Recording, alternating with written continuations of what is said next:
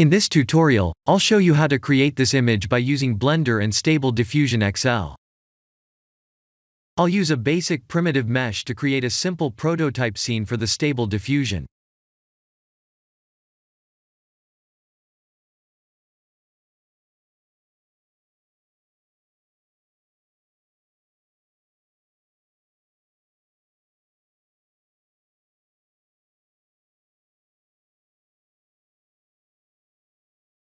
Please render the image and import it in Stable Diffusion.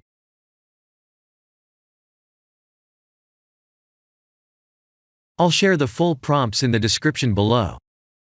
Please set the preprocessor to none, and select the correct depth model.